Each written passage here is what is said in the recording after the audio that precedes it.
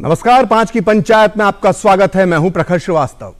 राहुल गांधी कहते हैं कि वो मोहब्बत की दुकान चला रहे हैं, लेकिन इस दुकान में कितनी मोहब्बत बिक रही है ये तो नहीं पता। लेकिन इतना जरूर तय है कि इस दुकान में हिंदुओं के प्रति नफरत का सामान लगातार बिक रहा है।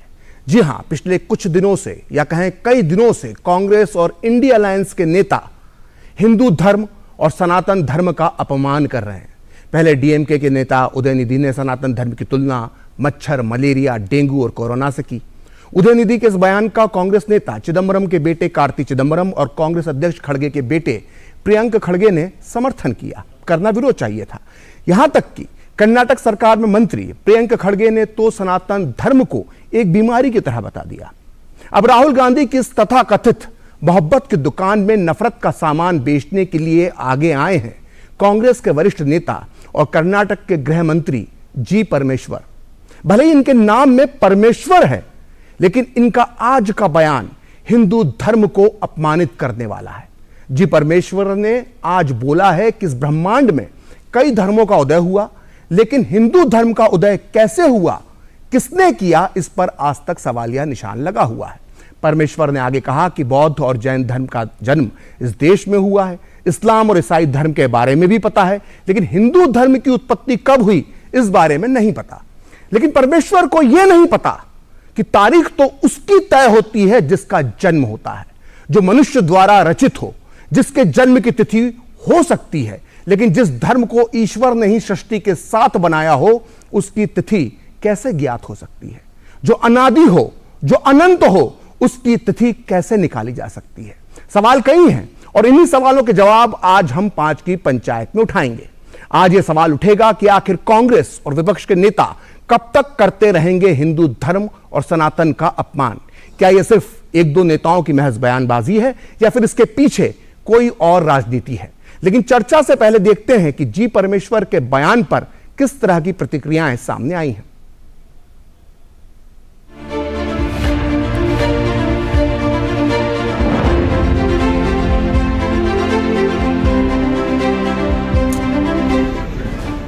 विश्व के इतिहास में अनेक धर्मों का उदय हुआ है। जैन और बौद्ध धर्म का जन्म यहीं हुआ। हिंदू धर्म का जन्म कब हुआ और इसकी शुरुआत किसने की, ये आज भी एक सवाल है। हमारे देश में बौद्ध और जैन धर्म की उत्पत्ति का इतिहास है। इस्लाम और ईसाई धर्म हमारे देश में विदेश से आए। दुनिया के सभी धर्मों का सारांश मानव जाति का कल्याण करना है। Now raises through his very ridiculous statement a question mark about whether Hindu faith exists at all. In a sense encouraging further attacks on the Sanatan Dharma Hindu faith. Today, the Congress and Rahul Gandhi must explain what is their position on Udayanidhi Stalin's statement vis-a-vis the Constitution of India. I have very clearly stated that any religion that does not preach equality, that does not ensure the dignity of a human being is embedded in that philosophy, it is not a religion according to me. अगर उनको लगता है कि उनके धर्म में ऐसा नहीं है तो वो उनका प्रॉब्लम है, मेरा प्रॉब्लम नहीं है। महागठबंधन और गठबंधन जो बन रहा है उनके लोगों को तुरंत संज्ञान में लेके और जवाबदेही बनती है उनकी कि इस तरह की चीज़ों को तुरंत रोका जाए। इससे देश कमज़ोर होगा। हम इससे एग्री नहीं करते जो उन्होंने टिप्पणी करी। लोगों की दिलासाजी हुई। सनातन धर्म के करोड़ों लोग मानने वाले हैं, उनके दिल को ठेस पहुंची है। अपने अपने ख्याल, निजी ख्याल लोग देते हैं, लेकिन फिर भी इस बात का कंट्रोल होना चाहिए। तो जो ये परमेश्वर बोल रहे हैं, ऐसा नहीं है कि सबको समझ में नहीं आ रहा है। ये वही कर्नाटक है जहां के मंत्री ने, उसी कांग्रेस पार्टी के मंत्री सतीश जारकिहोली ने बोला था हिंदू शब्द गंदा है। और उत्तर में आप देख चुके हैं, स्वामी प्रसाद मौर्य कहते हैं हिंदू धर्म धोखा है। वास्तविकता ये है कि इनके मन के अंदर जो सनातन धर्म और हिंदू धर्म के प्रति हिकारत है वो पूरी तरीके से खुलकर सामने आ गई। कि तमिलनाडु ये हमारे सनातन हिंदू धर्म का ध्वज है। वहाँ रामेश्वरम का मंदिर है, वहाँ शिव के, दुर्गा के, मुरुगन के अनेकों मंदिर हैं।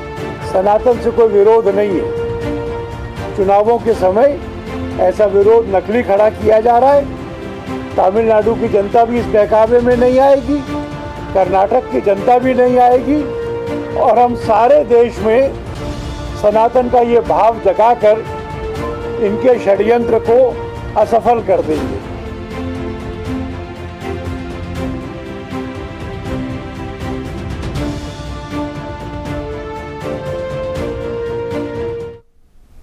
तो कर्नाटक के गृह मंत्री और कांग्रेस के नेता जी परमेश्वर ने हिंदू धर्म की उत्पत्ति पर सवाल उठाकर एक राजनीतिक विवाद पैदा कर दिया। और आज 5 की पंचायत में हम इसी विषय पर चर्चा कर रहे हैं और हमारे साथ जुड़ चुके हैं कुछ खास मेहमान। हमारे साथ आज की चर्चा में मौजूद हैं डॉक्टर गुरु पासवान, जो प्रवक्ता हैं बीजेपी के। साथ ही हमारे साथ मौजूद हैं तहसीन पूनावाला, जो कांग्रेस का पक्ष रखेंगे, राजनीतिक विश्लेषक हैं। साथ ही हमारे साथ जुड़ चुके हैं प्रोफेसर सुबोध मेहता, जो प्रवक्ता हैं आरजेडी के। साथ ही हमारे साथ मौजूद हैं रतन शारदा, जो जाने माने लेखक हैं और संघ विचारक हैं। वहीं स्टूडियो में हमारे साथ हैं समीर चौगांवकर, जो वरिष्ठ पत्रकार हैं। आप सभी का डीडी न्यूज़ में बहुत बहुत स्वागत है। शुरुआत में तहसीन आपसे करना चाहूँगा। तहसीन, पहले डीएमके के नेता उदयनिधि का बयान आता है, उसके बाद प्रियंक खड़गे और कार्ति चिदंबरम उसका बचाव करते हैं, और यहाँ तक कि प्रियंक खड़गे तो ये तक कह देते हैं कि सनातन एक बीमारी की तरह है। आखिर 110 करोड़ हिंदुओं का अपमान कांग्रेस कब तक करती रहेगी और ऐसा क्यों किया जा रहा है? सबसे पहले तो प्रभाकर जी, आपके शो में मुझे शिरकत करने का मौका मिला, इसलिए मैं आपका शुक्रगुजार हूँ। और शो की शुरुआत में सभी को कृष्ण जन्माष्टमी की ढेर सारी शुभकामनाएं, आपको, सभी पैनलिस्ट को और दर्शकों को। दो चीज मैं कहना चाहूंगा। मैं, हालांकि आपने मेरा परिचय दिया कि मैं एक राजनीतिक विश्लेषक हूँ जो कांग्रेस का समर्थन करता हूँ, और बिल्कुल सही, मैं कांग्रेस को ही वोट देता हूँ। इन बयानों से मैं इत्तेफाक नहीं रखता हूँ। मुझे लगता है कि इस तरह की बातें नहीं होनी चाहिए, चाहे वो स्टालिन साहब द्वारा हो या खड़गे साहब द्वारा या कार्तिकेय चिदंबरम द्वारा या आप जो कर्नाटका में कांग्रेस के गृह मंत्री हैं उनके द्वारा। बात ये नहीं कि कितने लोग उस फेथ में विश्वास करते, 110 करोड़ करे, 1 बिलियन करे या कोई ना करे। सवाल ये है कि किसी भी धर्म के बारे में आपको इस तरह का बयान देना ये ना उचित है और ये गलत है।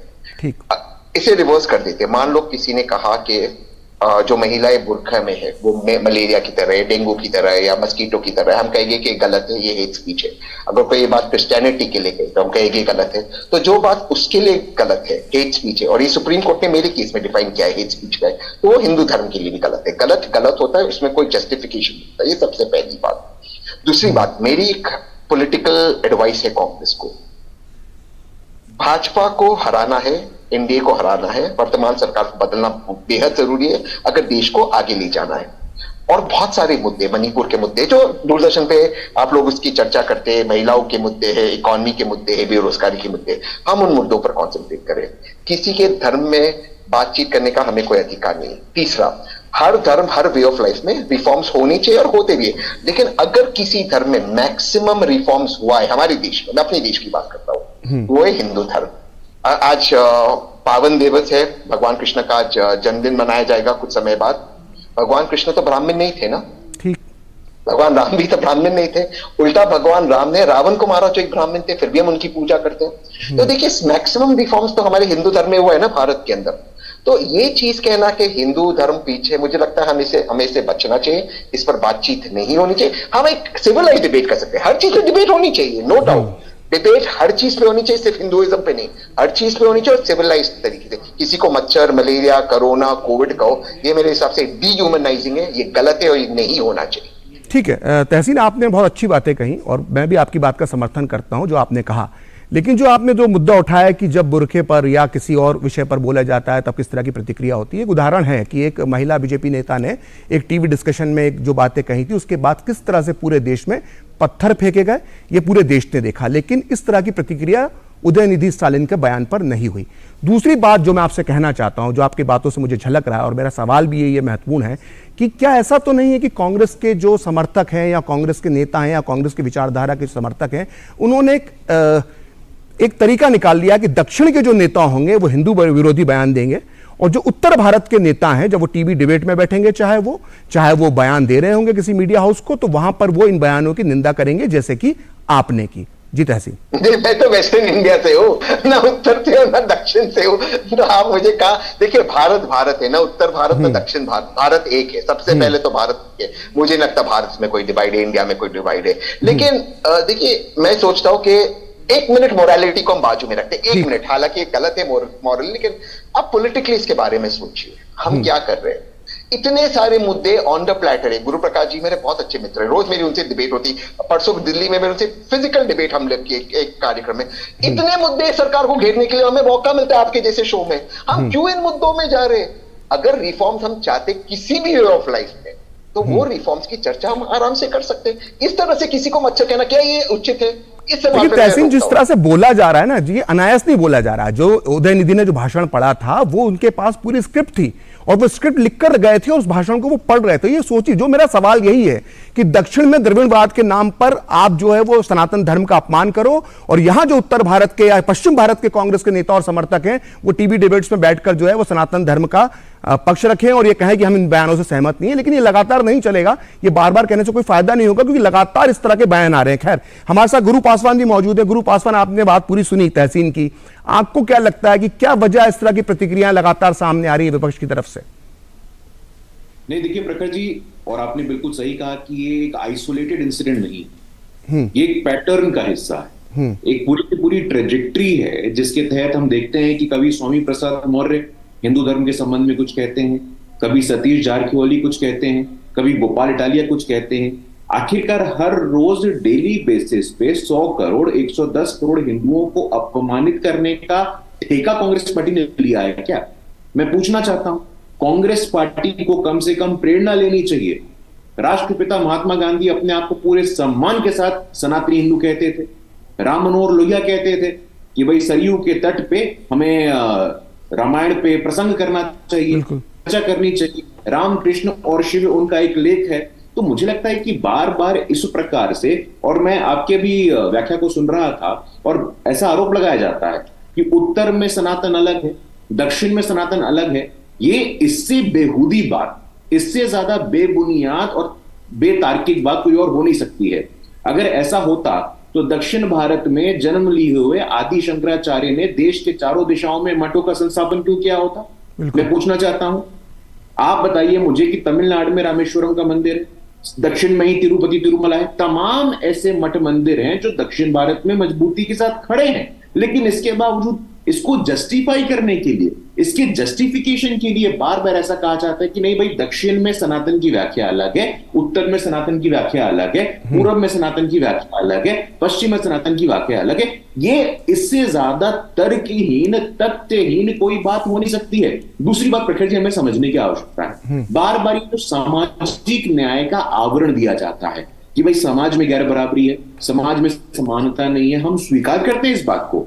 देखिए, जाति के विरोध में होना, जाति व्यवस्था से उत्पन्न हुई अत्याचार के विरोध में होना और सनातन के विरोध में होना, ये दो अलग अलग विषय।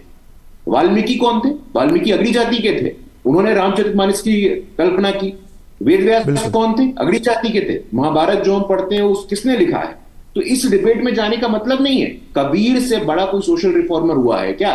कबीर ने प्रश्न खड़ा किया है, संत रविदास ने प्रश्न खड़ा किया है, और ये जितने भी सामाजिक न्याय के ब्रिगेड वाले लोग हैं, उदयनिधि स्टालिन, इनको कोई जानता भी नहीं था। ये चर्चा में आकर के इनको लोग जानने लगे हैं, और लोग तो, प्रखर जी मुझे हंसी भी आती है, लोग इनकी तुलना बाबा साहब अम्बेडकर से कर रहे हैं कि बाबा साहब अम्बेडकर ने तो ऐसा कहा था, और इस बात से वो अनभिज्ञ है कि बाबा साहब अम्बेडकर को आप सिलेक्टिवली कोट करते हैं। बाबा साहब अम्बेडकर ने सनातन परंपरा के रामानुजाचार्य को अपना गुरु माना था, वो इस बात को नहीं मानते हैं। तो जो लोग एक प्रिविलेज के प्रोडक्ट हैं, परिवारवाद के प्रोडक्ट हैं, भ्रष्टाचार के प्रोडक्ट हैं, वो अपने आप को अंबेडकर की श्रृंखला में खड़ा करके समाज सुधारक बनना चाहते हैं। मुझे लगता है कि इससे ज्यादा हास्यास्पद और कुछ नहीं हो सकता है। ठीक, आपने बिल्कुल सही बात कही कि डॉक्टर अंबेडकर के जो विचार जो इस्लाम पर है, उसको तो बिल्कुल खास तौर से खास तरीके एजेंडे के तहत छुपाया जाता है। खैर, हमारे साथ प्रोफेसर सुबोध मेहता भी आरजेडी के प्रवक्ता हैं। सुबोध मेहता जी, अभी लगातार हम देख रहे हैं कि बैठकें हो रही हैं विपक्ष के अलायंस की, और कॉमन मिनिमम प्रोग्राम क्या होगा इस पर चर्चा हो रही है। लेकिन एक कॉमन मिनिमम प्रोग्राम जो अभी तक निकलकर सामने आया है वो ये है कि सनातन धर्म का अपमान करो, सनातनियों को आहत करो। यही क्या कॉमन मिनिमम प्रोग्राम है इंडिया अलायंस का? देखिए, सबसे बड़ी बात यह है कि धर्म के ऊपर चर्चा करना, विमर्श करना, बहुत ध्यान से ये चर्चा और विमर्श होना चाहिए, क्योंकि ये पब्लिक डोमेन में ये बातें और प्राइवेट अफेयर में आप उसको प्रैक्टिस करते हैं। तो जो हमारा देश है वो ऐसा देश है कि कोस कोस पर बानी बदले 30 कोस पर पानी, पानी का स्वाद और आपका लैंग्वेज लिटरेचर बदल जाता है इस देश में। ऐसे देश में जहां आप जो प्रैक्टिस करते हैं उसको पब्लिक डोमेन में पॉलिटिक्स में लाकर जो है इसको बहुत अच्छा ये नहीं मैं मानता। लेकिन जब आपने बात उठाया है धर्म को लेकर और सनातनी धर्म को लेकर बातें आ रही है, तो मैं ये कहना चाहता हूं कि धर्म कब आया? सबसे नेचुरल जो चीजें हैं जो हम धर्म के तौर पे प्रैक्टिस करते हैं वो तो ट्राइबल बेल्ट में आप जाइएगा तो नेचर है, नेचर के साथ हम लोग रहते हैं और नेचर को ही प्रैक्टिस करते हैं। तो नेचर के बाद अब अगर हम जो अभी तार्किक बातें होनी चाहिए कि सनातनी धर्म के पहले भारत में कौन सा धर्म था? वैसे तो लोग बोलते हैं सनातनी धर्म तो भाई आदि से लेकर अनंत है, स्टार्टिंग वहीं से होती है, लेकिन बुद्धिज्म को आप भूल जाते हैं। आप देखिए बृहद्रथ मौर्य जो कि अंतिम शासक थे मौर्य वंश के, उसकी हत्या किसने की? उसकी हत्या पुष्यमित्र शुंग ने की। पुष्यमित्र शुंग हत्या करने के बाद देखिए इसमें दो मत है, जो आप जो इतिहास बता रहे हैं इसको आप विषय को भटका रहे हैं, और इसमें भी पुष्यमित्र शुंग को लेकर जो आप बात कह रहे हैं इसके लिए अलग अलग मत हैं कि जो अलग बौद्धों ने जो इतिहास लिखा उन्होंने ये बात लिखी है, लेकिन जो दूसरे इतिहासकार लिखते हैं वो उस बात से सहमत नहीं, उसको लेकर विवाद है। इसलिए हम अगर बात कर रहे हैं तो विषय को भटकाइए मत। आपने भी एक बात कही कि धर्म पर इस तरह से चर्चा नहीं होना चाहिए, धर्म को राजनीति में बीच में नहीं लाना चाहिए, बहुत अच्छी बात कही, लेकिन सवाल उठता है कि बार बार कर कौन रहा है? ये हो तो आप ही की तरफ से रहा है ना, आपके अलायंस की तरफ से बार बार हो रहा है ना, और एक के बाद एक हो रहा है। देखिए तो सवाल तो उठेंगे ना, आप पुष्यमित्र शुंग पे ले जा रहे हैं कहानी को। अरे मैं तो बोल तो रहा हूं ना कि ये बताइए कि इस देश में बुद्ध का स्तूपा कहां गया? जो भी जमीन की खुदाई हो रही है उसके नीचे बुद्ध की स्तूपा आ रही है। तो धर्म की बात अगर आप करिएगा, इसीलिए अब धर्म की बात जब आपने बौद्ध धर्म की बात उठा दी है, एक मिनट सुन लीजिए, आप मेरी बात सुन लीजिए, दूर तक जाएगी। और अब के रेलेवेंस में मैं बात करना चाहता हूं जो स्टालिन ने बोला है। नहीं, पहले आप सुन लीजिए, आपने बौद्ध के स्तूप की जो बात की है ना, उसको लेकर डॉक्टर अंबेडकर ने क्या कहा वो तो मानेंगे। डॉक्टर अंबेडकर ने तो बौद्ध धर्म स्वीकार कर लिया था। उन्होंने अपनी पुस्तक पाकिस्तान अथवा भारत के विभाजन में बात साफ साफ लिखी है कि बौद्ध धर्म का जो नाश हुआ है, जो बौद्ध धर्म भारत से मिटा है, इसकी वजह इस्लामी आक्रमणकारी थे। ये डॉक्टर अंबेडकर लिखकर गए इस बात को। अब आप आगे अपनी बात कह सकते हैं। डॉक्टर अंबेडकर को मनुस्मृति को भी डॉक्टर अंबेडकर ने जलाया। तो देखिए अब हम अपनी बात कहते हैं, अगर इसीलिए मैं कह रहा हूं कि धर्म की बात करेंगे तो बहुत लंबी दूरी तक बातें चली जाएगी। बिल्कुल, इसलिए मुद्दे बात है।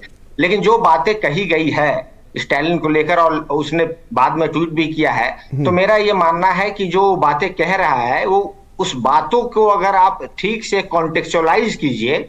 एक मूवी भी आई है शायद तमिलनाडु में, और उस मूवी में भी जो है इस तरीके का वर्चस्ववादी नीति के खिलाफ वो एक्टर बिहेव करता है। इसी को लेकर वो कॉन्क्लेव में ये बातें कह रहे थे कि जो वर्चस्ववादी नीति है एक धर्म के अंदर, और उस धर्म में और उस जाति में जो है बहुत थिन मार्जिन है। जो वर्चस्ववादी नीति है उस वर्चस्ववादी नीति को ही इरेडिकेट कर देना चाहिए, हटा देना चाहिए। ऐसा मुझे प्रतीक होता है कि उस बात को कॉन्टेक्चुअलाइज कर कि मोरल बिहेवियर होना चाहिए। ठीक है, मतलब आप सनातन धर्म को जो आप स्टालिन का बचाव करें, एक मिनट सुन लीजिए, आप जो उदयनिधि के बयान का बचाव कर रहे हैं, क्या आप मानते हैं कि सनातन धर्म और हिंदू धर्म अलग है? सनातन धर्म और हिंदू धर्म, आप तो देखिए सबसे बड़ी बात आपने उठा दी। हिंदू कोई धर्म ही नहीं है, हिंदू तो फिलॉसफी है, बहुत लोगों का वे ऑफ लाइफ है। सारे चीजों को कॉस्मिक लोगों को जोड़कर एक अपना वे ऑफ लाइफ बनाया हुआ ये हिंदू है, और उससे सनातनी तो जो सनातन धर्म को मिटाने की बात कह रहे हैं, उससे आपका मतलब आपने क्या निकाला? हम तो समझ गए वो किसको मिटाने की बात कर रहे हैं, लेकिन आप लोगों ने क्या राजनीतिक मतलब निकाला, दर्शकों को बताइए। हमने ये मतलब निकाला जो कि मतलब बहुत साफ है, लेकिन कुछ लोग मतलब को समझना नहीं चाहते हैं। आप क्या समझे बताइए? मानव धर्म ही सबसे बड़ा धर्म है। नहीं, आप बात को घुमाइए मत, आप बात को घुमाइए मत। जो उदयनिधि ने कहा है सनातन धर्म को मिटाने की बात जो कही है, उससे सनातन धर्म से क्या तात्पर्य है, और आपने वो तात्पर्य क्या निकाला? हम तो सब जानते हैं क्या उनका कहने का मतलब था। ये तात्पर्य ये मैंने निकाला है कि वो धर्म में जो वर्चस्ववादी और मनुवादी नहीं, अप्रोच है, वर्चस्ववादी कौन, मनुवादी कौन, खुलकर बोलिए ना। जो उसको फॉलो करते हैं। आप तो उस जो पार्टी कुछ से लोग- आते हैं जो बोलते थे भूरा बाल मिटा दो, तो खुलकर बोलिए नाम से। देखिए, सुनिए एंकर महोदय, हाँ। एंकर महोदय, मैं बता रहा हूं कि अगर लालू प्रसाद यादव जी ने मैंने नाम लिया था लालू प्रसाद यादव का, आपने भूरा बाल मैंने नाम लिया लालू प्रसाद यादव का, आपने भूरा मैंने लालू प्रसाद यादव का नाम लिया। सुनिए एंकर महोदय, जाके रिवाइंड करके देख लीजिएगा, जब ये डिबेट खत्म हो तो रिवाइंड करके पूरा क्लिप देख लीजिएगा। मैंने लालू प्रसाद यादव का नाम नहीं लिया है, मैंने एक चीज बोली और आपको चुप गई। आपने इतनी देर से कुछ कुछ कहानियां बता दी, मैंने कुछ नहीं बोला आपको।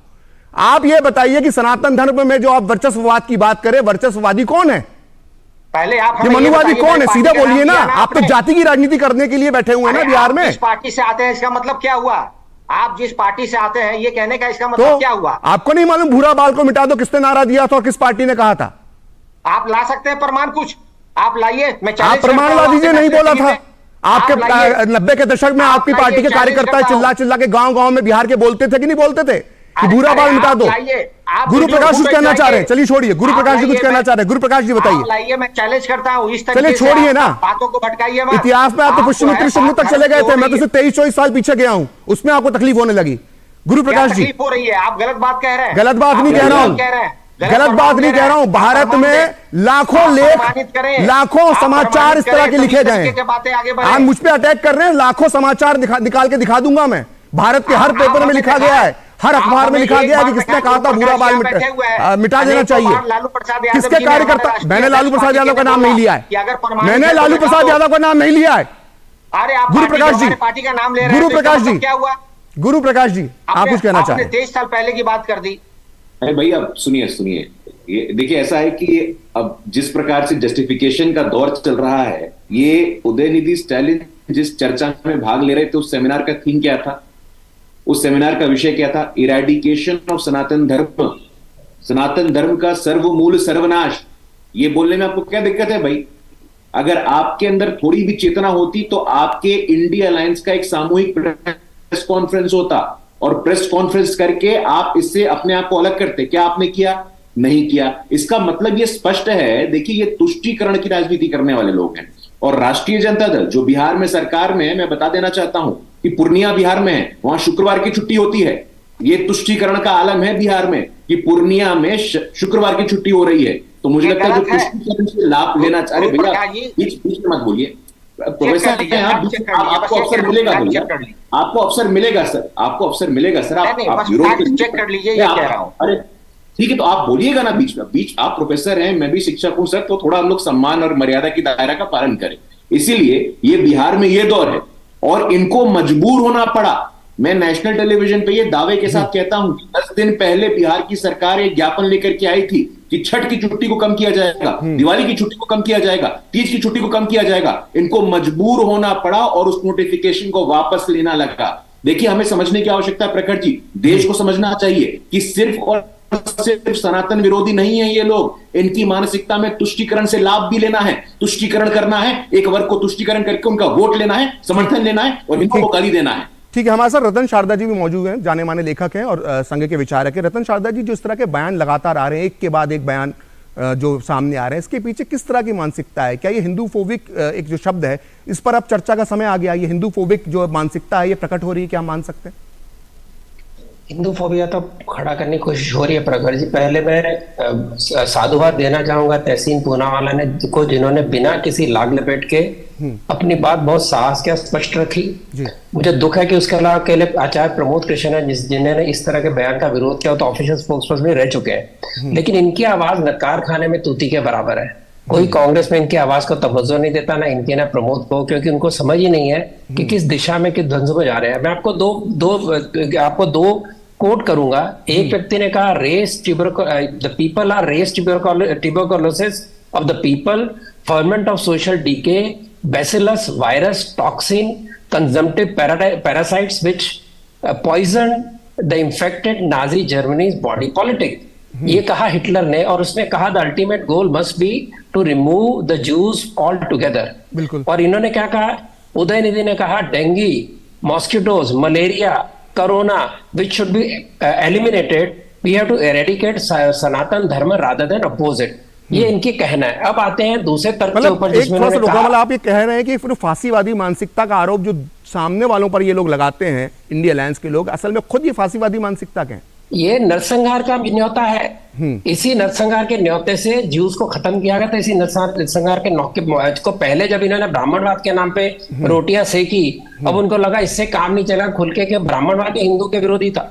उस नाम ब्राह्मण का था क्योंकि ब्राह्मणों ने हिंदू धर्म को खत्म होने नहीं दिया। लाखों मनों के हिसाब से उनके जनेऊ काटे गए, उनकी गर्दनें काटी गई, वो जमे रहे। ये इनको दुख है इस बात का, ये लोगों को। दूसरी बात ये कह रहे हैं कि भाई ये कैसी बातें की जा रही हैं, धर्म की चर्चा मत करें। कांकर पाथर जोरी के मस्जिद लई बनाए, ताचड़ी मुल्ला बांग दे क्या भरा हुआ खुदाए। अगर ये आज कोई कहता तो उसके बाद क्या होता, सरपंच से जुदा। बिल्कुल। किसने कहा? ये कबीर ने कहा। उस समय समाना था, चर्चा अच्छी तरह होती थी। अब तीसरा आता हूं कि इनको कहना कि सनातन धर्म का कोई आदि अंत नहीं है, बिल्कुल सही है, यही इसकी विशेषता है। एक प्रॉफिट, एक किताब, और इसके ऊपर चलने वाले संप्रदाय, चाहे वो इस्लाम हो, चाहे वो क्रिश्चियनिटी, चाहे कम्युनिस्ट हो, इनका कहना है केवल हमारा खुदा सही है, हमारा प्रॉफिट सही है, बाकी सारे गलत है, वो गिरे हुए लोग हैं। क्या ये समानता की बात कर रहे हैं? क्या आप ऐसे लोग कन्वर्ट करते हैं, उनको धिम्मी बोलते हैं जो उनके पंथ को नहीं मानते? क्या आज की सदी में ये मानने लायक बात है? तीसरी बात, ये विज्ञान की बात करते हैं ना। चलिए ठीक है, हम वर्तमान जो अभी ताजा जो विवाद है, रतन जी, हम उसमें हैं। प्रखर जी, आपने बहुत समय दिया सबको, मुझे प्लीज। नहीं, हम मैं आप ही बोलिए, लेकिन विषय पर बोलिए। हाँ, गैलीलियो और कोपर्निकस का अंत क्या हुआ क्रिश्चियनिटी के अंदर, और एक वैज्ञानिक धर्म जिसके अंदर से भास्कराचार्य निकले, माधवाचार्य निकले, जिसके अंदर आर्यभट्ट निकले, उसकी चर्चा हमारी किताबों में क्यों नहीं थी? ये हिंदू फोबिया होने का प्रमाण है जिसने हमको दिया कि जहां पर हमने इनसे बहुत पहले, पश्चिम से पहले ज्ञान प्राप्त किया था, जो सनातन धर्म की निशानी है, हम धर्म की बात करते हैं, पंथ की नहीं। एक और गलती कर रहे हैं। तो जिस प्रकार से हमारे ज्ञान को छुपाया गया अपने बच्चों से, शिक्षा पद्धति के अंदर दिखाता है कितना हिंदू फोबिया समाज था। धर्मपाल ने भारत की समृद्धि की बात की 1966 में, उनकी किताबें हटा दी गई। क्यों हटा दी गई? क्योंकि भारत की समृद्धि की बात करते थे। तो जब कांग्रेस और उनके साथी पाश्चिमात्य के सारे जो वामपंथी लोग हैं, इनका विरोध हिंदू समाज से, सनातन धर्म से, क्योंकि इनको ये सब शोभा नहीं देता, इनको वोट बैंक इकट्ठे करने, इनको ये ऐसी सनातन शक्ति जो भारत के अंदर बाकी सारे कल्ट को समाप्त कर चुकी, ना कम्युनिज्म चला, ना ब्राह्मण रिलीजन चला, आए यहाँ समा गए, यहाँ रहे, उनको रहने दिया गया, आनंद से रहे सब लोग। आज इनको सहन नहीं होता, इसलिए ऐसे खड़े कर रहे हैं लोग, तमाशे इस पर घृणा पैदा कर रहे हैं ताकि वोट बैंक की राजनीति सीख सके।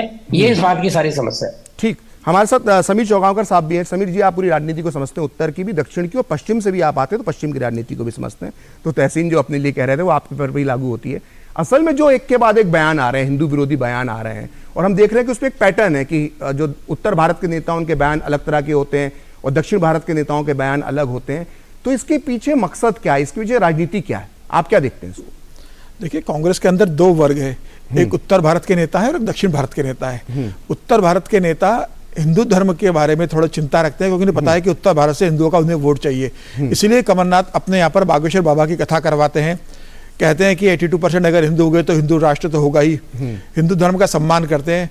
और वहीं दक्षिण से एक ऐसे नेता जो आते हैं कांग्रेस के, वो लगातार हिंदू धर्म के ऊपर आरोप लगाते हैं। ये उत्तर बनाम दक्षिण बांटने की एक कोशिश है, हिंदू बनाम अन्य भाषा को बांटने की कोशिश है, और हिंदी बनाम गैर हिंदी को बांटने की कोशिश के रूप में मैं से देखता हूँ। देखिए, आज जो प्रधानमंत्री मोदी ने जो जिक्र किया था और एक आह्वान किया था देश की जनता से कि परिवारवाद क्विट इंडिया, भ्रष्टाचार क्विट इंडिया और तुष्टीकरण क्विट इंडिया, तो ये वही तुष्टीकरण है कि इसके आधार पर एक बड़े वर्ग का वोट लिया जाए जो उनके यहाँ से छिटक गया है, और हिंदुओं को किस तरह से आइसोलेट किया जाए, यह कांग्रेस की रणनीति है। आप बताइए, सोनिया गांधी आज प्रधानमंत्री मोदी को चिट्ठी लिख रही है कि संसद के विशेष सत्र में किन किन विषयों पर चर्चा होना चाहिए। सोनिया गांधी के ही सरकार में कर्नाटका के गृह मंत्री परमेश्वरम इस तरह का बयान देते, सोनिया गांधी उन्हें फोन करके नहीं पूछती है, सोनिया गांधी उन्हें चिट्ठी लिख के नहीं पूछती है। INDI गठबंधन बॉम्बे में बैठकर साथ में चुनाव लड़ने की बात करता है, उसमें से कोई नेता ये नहीं कहता। उसमें से आप देखिए, शिवसेना के उद्धव ठाकरे जो हिंदुत्व की राजनीति करते, हिंदुत्व की बात करते, वह आज तक एक बयान नहीं दे पाया इस बात को लेकर कि वह यह बयान गलत है और अब इस बयान के साथ नहीं है। तो मुझे ऐसा लग रहा है कि आज INDI का जो गठबंधन है ये पूरी तरीके से इकट्ठे होकर, उनकी पूरी कोशिश है कि किसी भी तरीके से मुस्लिम वोट बैंक को इकट्ठा किया जाए और हिंदुओं को आइसोलेट किया जाए। मुझे लग रहा है आने वाले चुनाव में जनता इसको चबक देगी। और जिस तरीके से ये दक्षिण के अंदर चल रहा है, और ऐसा नहीं है भारतीय जनता पार्टी के अध्यक्ष भी तो दक्षिण से बने, कभी उन्होंने ऐसे उत्तर बनाम दक्षिण किया क्या? जना कृष्णमूर्ति भारतीय जनता पार्टी के अध्यक्ष रहे, बंगारू लक्ष्मण भारतीय जनता पार्टी के अध्यक्ष रहे, कभी किसी भारतीय जनता पार्टी के दक्षिण के नेता का ऐसा बयान आया होगा?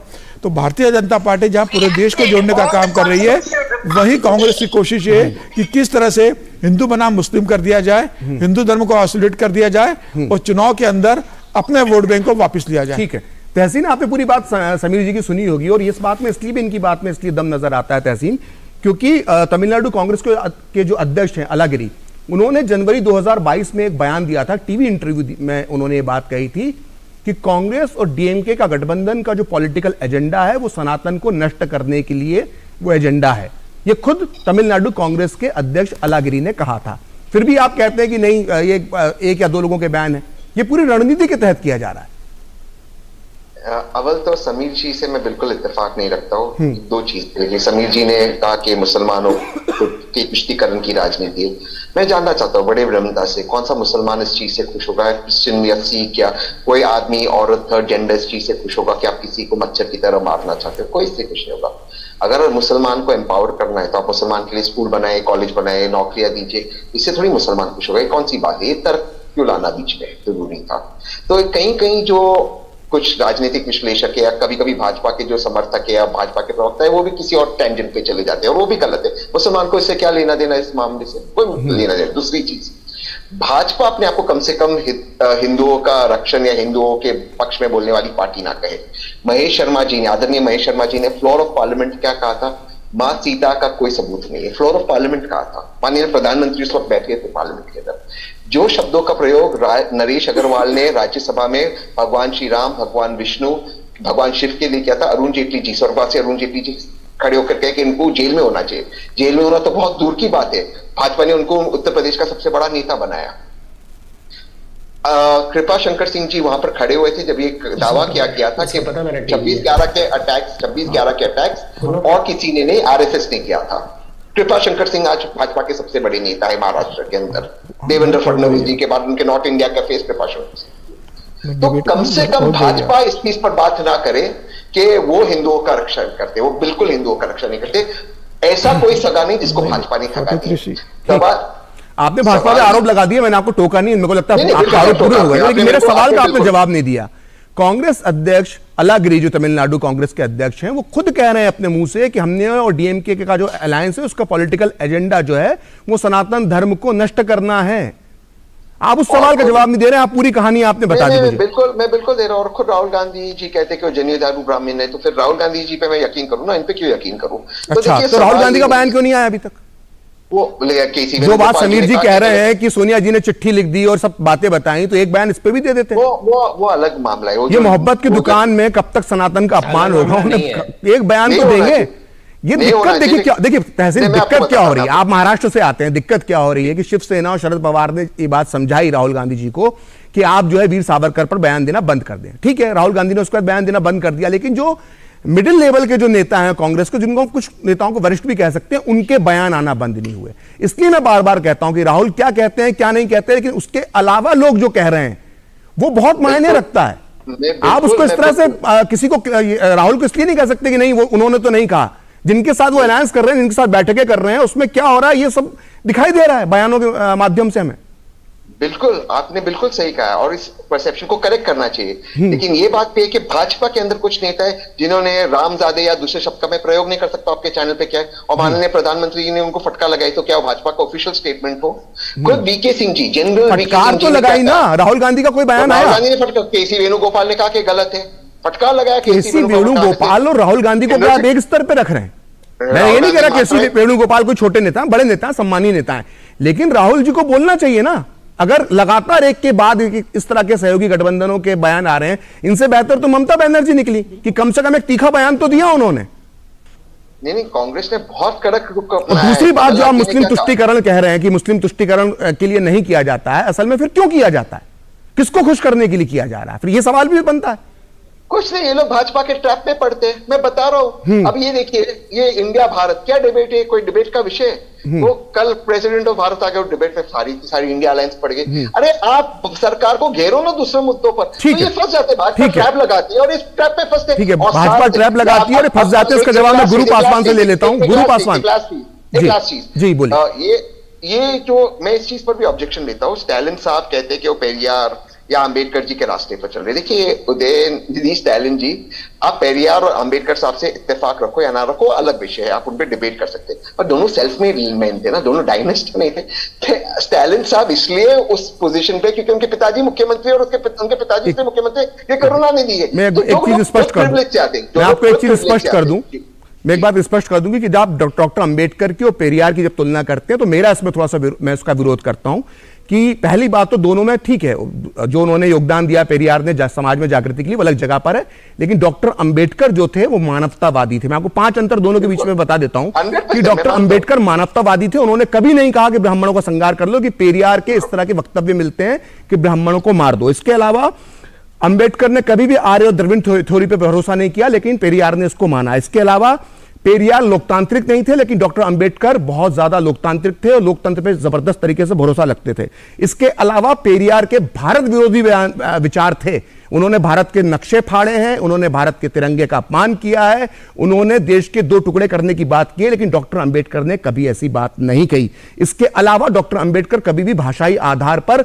राज्यों के पक्ष में नहीं थे, लेकिन पेरियार थे। ये 5 अंतर मैंने आपको बता दिए हैं, इसलिए पेरियार और डॉक्टर अंबेडकर को मिलाने की कोशिश ना की जाए।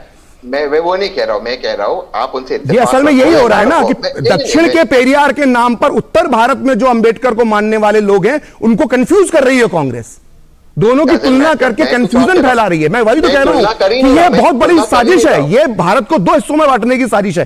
खैर गुरु पासवान जी, बार बार ये आरोप लगता है। एक तहसीन पेरियार साहब के खिलाफ नेहरू जी ने क्या क्या बोला था वो भी देखें। मैं तो पढ़ के सुना देता हूं, आपकी इच्छा हो तो पढ़ के सुना देता हूं मैं। तो फिर भारत को एक रखने का श्रेय अगर किसी को जाता है वो कांग्रेस और नेहरू जी को जाता है। ठीक है, तो अब ये बात गुरु पासवान जी जो बार बार निकल कर आ रही है, और ना सिर्फ तहसीन बल्कि कांग्रेस से कई बड़े नेताओं ने कहा है, जो अपने इस उदयनिधि के बयान का विरोध करते हुए, परमेश्वर के बयान का विरोध करते हुए वो एक विरोध करते हैं और साथ में एक लाइन और जोड़ देते हैं कि धर्म की राजनीति जो है वो इस देश में बीजेपी ने शुरू करी। इस आरोप पे आप क्या कहेंगे?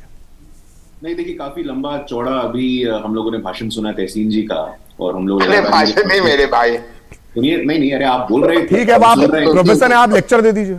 हम श्रोता भी हैं, हम श्रोता हैं तहसीन जी के, लेकिन देखिए अभी जाते जाते इन्होंने कह दिया कि भारत को एक रखने का श्रेय कांग्रेस को जाता है। भारत का पार्टीशन हुआ था, पार्टीशन के स्टेक होल्डर्स कौन थे?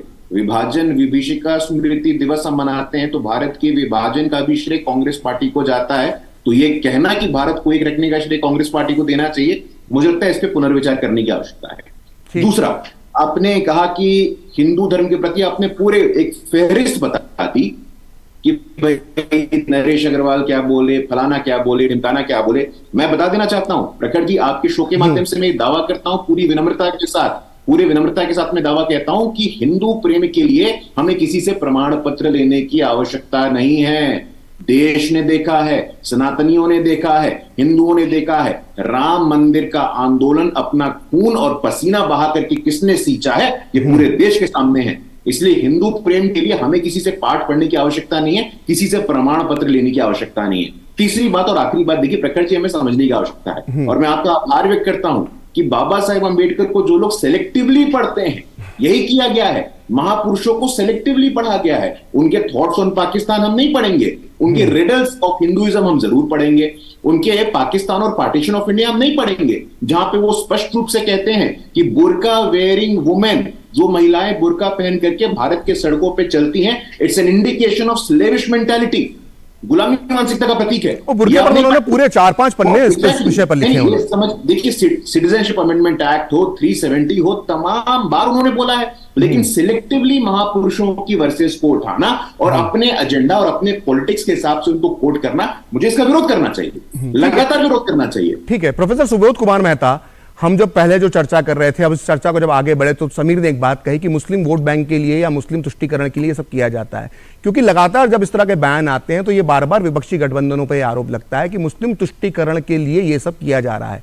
क्योंकि इस बात से मुझे लगता है बुरा नहीं मानेंगे कि क्योंकि MY जो एक गठबंधन जो आपने एक तैयार किया था MY, वो तो आप जानते होंगे, भले आप भूरा बाल वाली बात से मेरी सहमत ना हो, मुझे कोई दिक्कत नहीं है, लेकिन MY समीकरण जो था वो यूपी बिहार में आपकी पार्टी और आपकी सहयोगी पार्टियों ने खूब चलाया। तो क्या इस तरह के बयानबाजी के पीछे मुस्लिम तुष्टीकरण हो सकता है मेहता जी? देखिए, ये बात जो आप कह रहे हैं ये लगातार, जैसे कि गुरु प्रकाश जी कह रहे हैं कि अंबेडकर, पेरियार और संविधान के निर्माताओं ने जो मूल्य संविधान में दिए, समानता, भाईचारा और आजादी, और उसी को तारतम्य रखते हुए सामाजिक क्रांति और प्रजातंत्र की प्रजातांत्रिकरण, ये मूल्य जो है MY समीकरण की बात आप कह रहे हैं, ये मूल्य संविधान में अंकित है और उसी मूल्य को लेकर माननीय लालू प्रसाद यादव जी और पूरा आज का जो इंडिया अलायंस है, आज उसी मूल्यों को लेकर हम लोग इस्टेब्लिश करना चाह रहे हैं। डेवलपमेंट की करना चाह रहे हैं, पढ़ाई की करना चाह रहे हैं, दवाई, कमाई, सिंचाई, सुनवाई, करवाई की करना चाह रहे हैं, लेकिन बात चली जाती है धर्म पे। तो हमें आप ये बताइए, ये धर्म पे बात हर शाम को डिबेट कौन कर रहा है? और जो है सिलेक्टिव एजेंडा चलाकर, डेवलपमेंटल एजेंडा न चलाकर सिलेक्टिव एजेंडा चलाकर इस तरीके की बातें जो है, एक मानव धर्म, मैं शुरू से कह रहा हूं कि मानव धर्म के प्रतीक हम लोग सब हैं, इतने सारे धर्म हैं, सब धर्म जो है हम सब धर्मों को इक्वल मान रहे हैं, किसी धर्म के खिलाफ हम नहीं हैं। हाँ, लेकिन किसी धर्म में अगर आप सिर्फ सनातन के खिलाफ है क्योंकि उसको आप वर्चस्ववादी और मनुवादी बोलने तो दीजिए ना श्रीवास्तव जी। अगर मैंने करेक्शन करना चाहा, मैंने आप ही बोलेंगे, मैं सिर्फ 2 मिनट की मुश्किल से 20 सेकंड के लिए इंटरप्ट किया मैंने आपको जी। जो क्रिटिकल थिंकिंग है, ये गुरु प्रकाश जी भी अग्री होंगे, क्रिटिकल थिंकिंग और रैशनल अप्रोच रखना चाहिए। और इस रैशनल अप्रोच रखने में मुझे लगता है कि जो बातें अगर धर्म के अंदर, अगर किसी भी धर्म में अगर कोई त्रुटियां हैं, तो पोस्ट मॉडर्न समाज में उसको ओरिजिनल थिंकिंग के तहत उसको समाज में जो चल रहा है, आप हमें ये बताइए, समाज में क्या गैर बराबरी नहीं है जाति के आधार पे? तो ये खामियां हैं कि आप श्रीवास्तव लगा रहे हैं, मैं मेहता लगा रहा हूं, ये गटर में कौन जा रहा है, सब्जी कौन बेच रहा है। तो जाति जनगणना की बात करें कि भाई उसमें पता चल जाएगा, ताकि वेलफेयर जो आपने त्रुटियों की बात मेहता जी, सुबोध जी को ही अगर सॉल्व सुबोध जी तो आपने, सुबोध जी आपने जो बराबरी नहीं है, तमाम तरह की बातें की, आपने एक समाज की, एक धर्म की त्रुटियों की बात की कि त्रुटियों पर ध्यान देना चाहिए, बहुत अच्छी बात है। क्या इसी तरह की त्रुटियां जो अन्य धर्मों में हैं, क्या उसके खिलाफ कभी किसी ने आवाज उठाई है? हिम्मत कोई बोल देगा तो सर तन से जुदा के नारे लग जाएंगे। डॉक्टर अंबेडकर ने भी ये कहा है, डॉक्टर अंबेडकर को कोट कर रहा हूं मैं, उन्होंने अपनी पुस्तक में लिखा है साफ साफ कि हिंदू धर्म में भी बुराई है, लेकिन हिंदू धर्म की ये अच्छाई है कि हिंदू धर्म अपनी बुराइयों को पहचान कर उन्हें सुधारने की कोशिश करता है। लेकिन इस्लाम में जो बुराइयां हैं उसे मुसलमान मानते ही नहीं है कि उनके धर्म में बुराइयां हैं। ये डॉक्टर अंबेडकर को कोट कर रहा हूं मैं। श्रीवास्तव जब सुनिए, तो आप जो सिलेक्टिव त्रुटियां बताते हैं ना, जो वर्चस्ववादी शब्द का इस्तेमाल किया आपने, और सनातन के नाम पर जो कंफ्यूजन फैला रहे हैं, सनातन हिंदू धर्म में कोई अंतर नहीं है। आप सनातन, आप गोल बदलते हैं, आपको जब बचाव करना होता है उदयनिधि जैसे लोगों का, तो आप गोल बदल देते हैं। वो तो सनातन के लिए बोल रहे थे, वर्चस्ववादियों के लिए बोल रहे थे। श्रीवास्तव जी 1 मिनट बोलने दीजिए। अब मेरा वक्तव्य को आप रिवाइंड कीजिए। मैंने क्या बोला? धर्मों में जो त्रुटियां हैं, चाहे कोई भी धर्म हो, आप रिवाइंड करिए, मैंने यही शब्द बोला। कितने लोगों ने हिंदू धर्म की त्रुटि के अलावा दूसरे धर्म की त्रुटि बताई आपके गठबंधन में? अरे मैं क्यों बताऊं, आप बताओ ना। मैं क्यों बताऊं? मैं प्रवक्ता हूं क्या आरजेडी का? मैं प्रवक्ता हूं क्या आरजेडी का? आप डिबेट करो ना। मैं डिबेट ही कर रहा हूं, मैं आपसे सीधे पूछ रहा हूं कि आप जो त्रुटियां हिंदू धर्म की गिनाते रहते हैं, आप जो त्रुटियां सनातन धर्म की गिनाते रहते हैं, कितनी त्रुटियां आपने दूसरे धर्मों की गिनाई? बोल दूंगा। मेहता जी सिंपल सा सवाल है, इसमें नाराज होने की जरूरत है नहीं। इसमें नाराज होने की जरूरत क्या है? मनुस्मृति किसने जलाया था? ठीक, तो देखिए सिलेक्टिव आप हो रहे हैं, सिलेक्टिव हमको होने का यहाँ पे जो है ना आप किताब दे रहे हैं, तो इस सिलेक्टिविज्म नहीं चलेगा, रैशनल थिंकिंग चलेगा। श्रीवास्तव जी, गांधी जी के विचार चलेंगे के तहत जो भी मानव धर्म को अपनाइए, मानव धर्म को, गांधी जी के विचार चलेंगे, धर्म नहीं है, गांधी जी के विचार मान लेंगे। बोला है, नहीं सुन लीजिए ना, के ऊपर बोला है। आपने मनुस्मृति की बात की ना, आपने सनातन धर्म की बात की, तो जो गुरु ने कहा था वो वर्ड टू वर्ड कोट करके महात्मा गांधी को सुना देता हूं, क्योंकि महात्मा गांधी की बात तो आप भी मानेंगे, मैं भी मानूंगा, जितने 5-6 बैठे सब मानेंगे, तो आपको सुना देता हूं कि महात्मा गांधी ने क्या लिखा था जो उन्होंने 6 अक्टूबर 1921 को जो एक यंग इंडिया में आर्टिकल लिखा था, इसमें उन्होंने कहा था कि मैं अपने को सनातनी हिंदू इसलिए कहता हूं क्योंकि मैं वेदों, उपनिषदों, पुराणों और हिंदू धर्म ग्रंथ के नाम से प्रचलित सारे साहित्य में विश्वास रखता हूं और इसलिए अवतारों और पुनर्जन्म में भी विश्वास रखता हूं। यह संपूर्ण गांधी वांग्मय के खंड 21 के पेज नंबर 256 पर छपा हुआ है। तो गांधी जी ने खुद को सनातनी हिंदू माना था और आपके साथी उसी सनातनी धर्म को क्या क्या बोल रहे हैं आपको मालूम होना चाहिए। अब श्रीवास्तव जी, मेरा जो पहला वक्तव्य ही था, मैंने क्या बोला था कि प्राइवेट अफेयर है, धर्म एक हम लोग प्राइवेटली प्रैक्टिस करते हैं, किसी में आस्था हो सकती है, मानो तो देव नहीं तो पत्थर, हमारा धर्म ऐसा है, मानो तो देव नहीं तो पत्थर। वो पत्थर कोई माने कोई देव माने, ये उसकी अपनी प्राइवेट अफेयर है, प्रैक्टिस है, लेकिन आप इसको पब्लिक डोमेन में और राजनीति से जोड़ेंगे तो कुछ बातें जरूर उठेगी और वो बातें क्या होगी। तो ये बातें तो सनातन धर्म के लिए क्यों उठती है, मेरा सवाल से रतन शारदा जी, रतन शारदा जी बहस को एक नई दिशा में हम ले जाते हैं। रतन जी, ये मैं जानना चाहता हूं कि जो हमने देखा है कि एक बहुसंख्यक जो हिंदू हैं वो कहीं ना कहीं जो है वो बीजेपी के समर्थक हैं, उसमें एक बड़ी तादाद जो है वो बीजेपी का एक बड़ा वोट बैंक है और बीजेपी के ऊपर जो आरोप लगते हैं या बीजेपी पर जो एनालिसिस होते हैं वो कहते हैं कि बीजेपी हिंदू धर्म की बात करती है। तो क्या जो बीजेपी की जो मूल ताकत है उस पर आक्रमण करने के लिए इस तरह की बयानबाजी हो रही है? रतन जी देखिए, चिड़ जो है हिंदुत्व से है, चिड़ जो है हिंदू धर्म के तत्व से है, इसलिए मोदी का विरोध है क्योंकि मोदी जी उसको प्रस्तुत करते हैं समाज के अंदर एक पॉजिटिव शक्ति के रूप में। तो मोदी जी को जो गालियां पड़ती हैं इसलिए पड़ती हैं कि वो हिंदुत्व के बातों पे चलते हैं जो कि सबके लिए समभाव रखता है, सबके लिए इज्जत रखता है, सारे समाज को एक नजर से देखता है, सारे समाज के लिए काम करता है। वो जो ताकत है ये इनसे सहन नहीं होती। इन्होंने पहले अटल जी का मजाक उड़ाया था, आज अटल जी को याद कर रहे हैं। इन्होंने अडवाणी जी का मजाक उड़ाया, अडवाणी जी को याद कर रहे हैं। तो समस्या ये इनसे सहन नहीं होता कि ये इस प्रकार की समाज को इकट्ठा करने की जो शक्ति है, समाज के अंदर शक्ति जगाने की जो प्रेरणा मोदी जी ने दी है, उसको कैसे काट दी जाए। अब इन्होंने कहा कि जातिवाद, यानी जाति की बात करेंगे तो सेक्युलरिज्म, इस देश का ऐसा विचित्र एक दुर्भाग्य है कि राजनीति में जातिवाद की बात करने वाले खुद को सेक्युलर कहते हैं और जो सारी जातियों को बराबर मानने वाले उनको कम्युनल कहते हैं।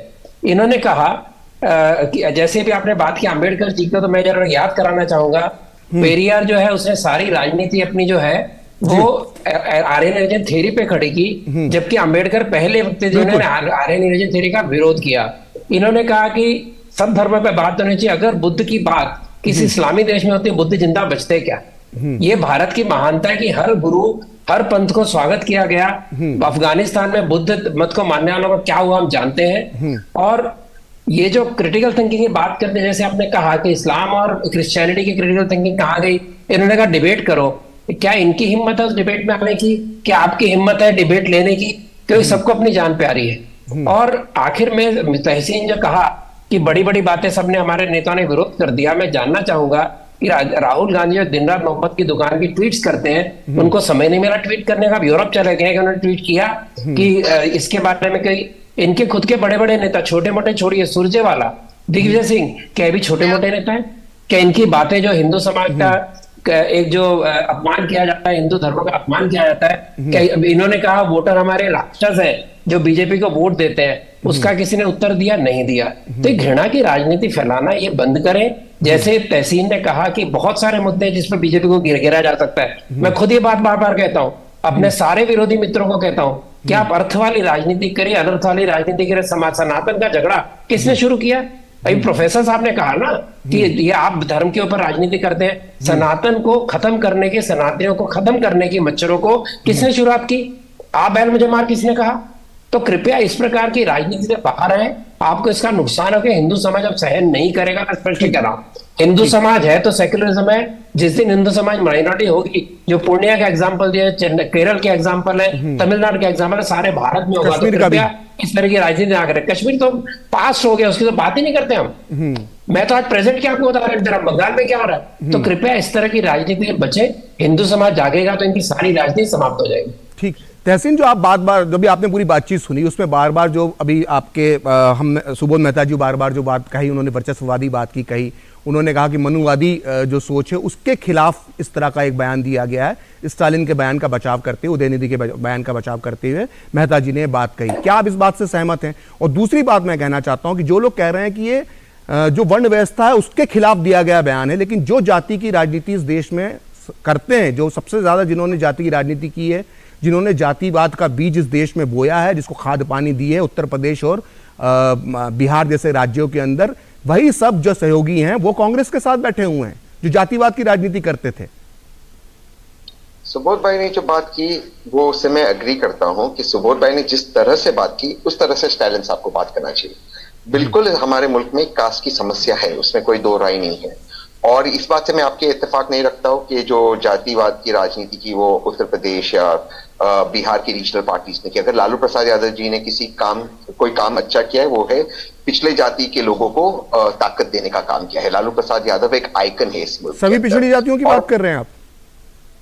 जो अगर आप मानते हैं मेरे भाई के सेंसस नहीं होना चाहिए, नहीं मैं उसका एग्जांपल रेटोरिकल, मैं पर्सनल नहीं हो रहा हूँ, लेकिन क्या अगर कोई मानता है कि कास्ट सेंसस नहीं होना चाहिए? मुलायम सिंह यादव और लालू प्रसाद यादव जी की जो राजनीति थी उसमें पूरे पिछड़े समाज का विकास हुआ या सिर्फ कुछ ही समाज का विकास हुआ, ये अलग एक बहस का विषय है, इस पे एक अलग से चर्चा हो सकती है, ये आप भी जानते हैं। हो सकती है, बट उन्होंने पिछले समाज के लोगों को शक्ति देने का काम किया है। आप इससे आप मुंह नहीं मोड़ सकते। मैं आपसे पूछता हूँ, बहुत बहुत सिंपल सवाल पूछता हूँ। आज मेरे बहुत अच्छे दोस्त रतन शारदा जी बैठे, मैं उनकी बहुत रिस्पेक्ट करता हूँ, वो आरएसएस के काफी जानकार है। आरएसएस का एक भी चीफ दलित समाज और ओबीसी समाज का नहीं हुआ है। क्यों नहीं हुआ है? दूसरी बात, आज देख लीजिए, अभी इस वक्त देखिए मौजूदा माननीय सुप्रीम कोर्ट के अंदर जितने भी जजेस है, एक हमारे बैकवर्ड कम्युनिटी के जज है, उनकी जितनी संख्या बारी उसकी इतनी हिस्सेदारी, इससे क्या आपत्ति है? अब ये तो आप जिस तरह की बात कर रहे हैं ना, अगर यही सवाल पूछा जाने लग जाए कि किस संगठन के कौन से चीफ नहीं हुए, किसके अंदर महिलाएं नहीं आई, ये तो बहुत सारी चीजें। अब आपने सिलेक्टिव बात, तहसीन आपने बहुत सिलेक्टिव बात की, आपने सुन लीजिए, आपने सवाल उठाया, संख्या बारी उसकी इतनी हिस्सेदारी, ठीक है, आपने बात की कि जातिवाद की जो समस्या उस पर चर्चा होना चाहिए। मुझे यह बताइए कि विपक्षी गठबंधन में कितने लोग हैं जो इस्लाम में मौजूद जो जातिवाद की कुरीति है उस पर चर्चा करते हैं? उस पर भी होनी कितने चाहिए। लोग हैं जो पसमानदा मुसलमानों की बात करते हैं? मुझे बता दीजिए एक विपक्षी नेता का बयान जिसने पसमानदा मुसलमानों की समस्याओं को उठाया हो। तो सारे सिलेक्टिव जो आप नैरेटिव सेट करने की कोशिश करते हैं वो हिंदू धर्म के लिए क्यों होते हैं? सारी त्रुटियां हिंदू धर्म में ही क्यों है? नहीं, मैं बिल्कुल नहीं है, मुसलमान धर्म में। अगर इस्लाम में भी इतनी जाति व्यवस्था है जिसका कोई कॉन्सेप्ट नहीं था, वो भारत के अंदर है। इस्लाम में जातियों से बटा हुआ, क्यों बात नहीं करते? किसी विपक्षी नेता क्यों पसमानदा मुसलमान पे बयान नहीं आता है? मैं आज के आगे की बात करता हूँ। आप तो कह रहे सिर्फ जाति की, मैं तो उसके आगे की बात करता हूँ। मुसलमान धर्म में और भी प्रॉब्लम्स है, बैकवर्डनेस का प्रॉब्लम है, लैक ऑफ एजुकेशन का प्रॉब्लम है। सच्चर कमेटी की रिपोर्ट पढ़ दीजिए। और जहां पर हमारे माननीय प्रधानमंत्री पसमानदा मुसलमान की बात करते हैं उनको आगे बढ़ाने के लिए, तो मैं तो उनको साधुवाद देता हूँ, तो अच्छी बात है। तो उसमें गलत क्या है? सभी धर्म पर, सभी वे ऑफ लाइफ पर। लेकिन दिक्कत ये ना तैसे कि याद दिलाना पड़ता है आप लोगों को। नहीं, अगर मैं आपको याद नहीं दिलाता पसमानदा मुसलमानों की, इस्लाम की जाति व्यवस्था की, तो आप चर्चा भी नहीं करते यहाँ पर। नहीं मेरे भाई, अगर मैंने आपको इंटरप्ट करके रोक कर ये पूछा नहीं होता कि इस्लाम में जो जाति व्यवस्था उस पर चर्चा क्यों नहीं होती, तो आप बोलते भी नहीं। आप तो सिर्फ हिंदू धर्म की जाति व्यवस्था पे बोलकर निकल जाते हैं। बिल्कुल नहीं, आप रिवाइंड कीजिए। ये दिक्कत है। नहीं सर, ये जो सिलेक्ट पिक एंड चूज है ना, कि जो मुझे अच्छा लगता है वो मैं उठा लूंगा और बुरा छोड़ दूंगा, ये गलत है। एक मिनट, मैं सिर्फ 1 मिनट में अपनी बात समाप्त करता हूं। आप ही का शो रिवाइंड कर दीजिए और मेरे ओपनिंग स्टेटमेंट को देख लीजिए। मैंने उसको ट्वीट भी किया है, मेरे ओपनिंग स्टेटमेंट में लिखा है हर वे ऑफ लाइफ। मैंने हर ट्वीट देख लीजिए, हर वे ऑफ लाइफ, और मैंने उदाहरण बुर्का का दिया। मैं मानता हूं एज अ लिबरल कि बुर्का कंपलसरी नहीं होना चाहिए। मैं एज ए लिबरल मानता हूं। मैंने तो आपके स्वागत है आपके बयान। नहीं तो मैं तो कह रहा हूं हर वे ऑफ लाइफ, हर वे ऑफ लाइफ।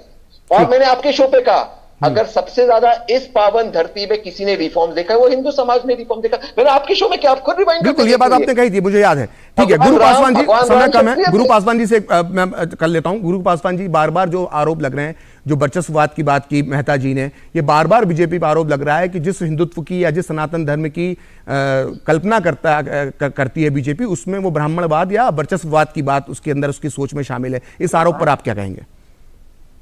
देखिए, मैं बहुत ध्यानपूर्वक सुन रहा था प्रोफेसर साहब की बातों को और अपने मित्र तहसीन की बातों को। तहसीन के मुंह से साधुवाद शब्द बड़ा अच्छा लगता है, मैं जरा लाइव टेलीविजन पे बोलना चाहता हूँ। दूसरा, आपने रिप्रेजेंटेशन की बात की, मैं दावे के साथ कहता हूँ अभी निशांत रंजन जो टिस के स्कॉलर है उन्होंने बहुत अच्छी स्टडी की है। उन्होंने स्टडी किया है कि 1947 से लेकर के 2020 तक भारतीय जनता पार्टी, जनसंघ और कांग्रेस में ओबीसी समाज के कितने मुख्यमंत्री रहे हैं। कांग्रेस ने देश के राजनीतिक इतिहास में 250 से ज्यादा ओबीसी मुख्यमंत्री बनाए हैं। 10% से कम ओबीसी समाज के रहे हैं। बीजेपी जनसंघ को जब मौका मिला तो 35% से अधिक ओबीसी समाज के मुख्यमंत्री बने हैं, नंबर 1। नंबर 2, देश के राजनीतिक इतिहास में पहली बार आदिवासी समाज की बेटी उड़ीसा के मयूरभंज के रहने वाली संविधान के सर्वोच्च पद पे कब पहुंची है? अब पहुंची है। किसी भी पॉलिटिकल पार्टी में नेशनल प्रेसिडेंट दलित समाज का कौन हुआ है? बंगारू लक्ष्मण जी किस पार्टी के थे? मैं पूछना चाहता हूं। दलित समाज के रामनाथ कोविंद राष्ट्रपति भवन कब पहुंचते? मैं पूछना चाहता हूं। मैं पूछना चाहता हूं 27 ओबीसी समाज के लोग केंद्रीय मंत्री परिषद में पहली बार कब आते? तो अब आते हैं। पहली बार 9 एससी समाज के लोग केंद्रीय मंत्री कब बनते हैं? तो अब बनते हैं। संगठन हो, सरकार हो, पद्मश्री हो, पद्म भूषण हो, पद्म विभूषण हो, हर जगह सामाजिक रूप से पिछड़े वर्गों को सम्मान, सत्ता में भागीदारी और पहली बार डिग्निटी मिली है तो अब मिली। मैं पूछना चाहता हूं 1952 से लेकर के आज तक, ये ध्यान देने वाली बात है, 1952 से लेकर के आज तक राष्ट्रपति के अधिकार क्षेत्र में आता है कला जगत से लोगों को राज्यसभा में भेजने का। आज तक किसी एक भी दलित समाज के व्यक्ति को राज्यसभा में नहीं भेजा गया था। पहली बार पद्मश्री इलैया राजा जी। ठीक है गुरु, समय का अभाव है, आपको मैं रोकना चाहूंगा। तहसीन 30 सेकंड या 1 मिनट में अपनी बात कंप्लीट कीजिए अगर इस बात का जवाब देना चाहते हैं। देश के सबसे पहले राष्ट्रपति, दलित राष्ट्रपति के आर नारायणन जी थे। भाजपा ने उनका अपोज किया तो क्या भाजपा और दलित समाज के खिलाफ थे? सबसे पहले हमारे लोकसभा के ट्राइबल स्पीकर पी सांगमा जी थे, भाजपा ने उनके खिलाफ चुनाव लड़ा था, तो भाजपा एंटी ट्राइबल है। और यही द्रौपदी मुर्मू जी, मैं उनकी बहुत रिस्पेक्ट करता हूं, उनको माननीय प्रधानमंत्री ने पार्लियामेंट के इनॉग्रेशन में नहीं बुलाया क्योंकि प्रधानमंत्री जी चाहते थे खुद सेंटर स्टेज हो। तो इससे ज्यादा ट्राइबल प्रेसिडेंट का अपमान क्या हो सकता है? गुरु 30 सेकंड में जवाब दीजिए, इसका शो बाइंड अप करेंगे हम। देखिए, अधीर रंजन जी ने क्या बोला द्रौपदी मुर्मू जी को, उदित राज जी ने क्या बोला द्रौपदी मुर्मू जी को, इतना ही आपके मन में स्नेह है। देखिए, देश का दलित, देश का पिछड़ा, देश का आदिवासी आपके प्रेम को जानता है। और राष्ट्रीय जनता दल, गुरु मुझे आपको यहीं पे रोकना पड़ेगा, समय का अभाव है, इस बहस को यहीं विराम देना पड़ेगा। आप सभी मेहमानों का बहुत बहुत धन्यवाद। डीडी न्यूज की तरफ से आप इस बहस में शामिल हुए, आपने इस चर्चा को आगे बढ़ाया, बहुत बहुत धन्यवाद। फिलहाल डीडी न्यूज में इतना ही। देखते रहिए, खबरों का सिलसिला जारी रहेगा।